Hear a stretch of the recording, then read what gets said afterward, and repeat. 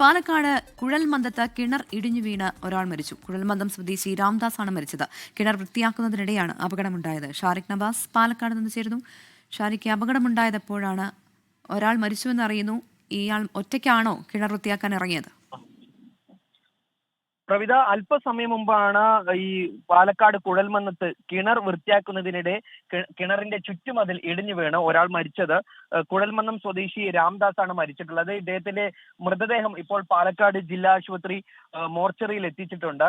ഇതെങ്ങനെയാണ് സംഭവിച്ചതെന്നുള്ള ഉൾപ്പെടെയുള്ള കൂടുതൽ വ്യക്തത വരേണ്ടതുണ്ട്. സമയത്തിനകം ഇവരുടെ വിശദാംശങ്ങൾ, അതായത് ഈ സംഭവത്തെക്കുറിച്ചുള്ള പ്രതികരണം ഉൾപ്പെടെ നമ്മൾ തേടുന്നുണ്ട്. അത്തരത്തിൽ എങ്ങനെയാണ് ഇത് സംഭവിച്ചതെന്ന് ഉൾപ്പെടെയുള്ള കാര്യങ്ങൾ അല്പസമയത്തിനകം വ്യക്തമാകും. അവരുടെ ബന്ധുക്കൾ ഉൾപ്പെടെയുള്ള ആളുകൾ ജില്ലാ ആശുപത്രിയിൽ എത്തിയിട്ടുണ്ട്. പ്രവിത,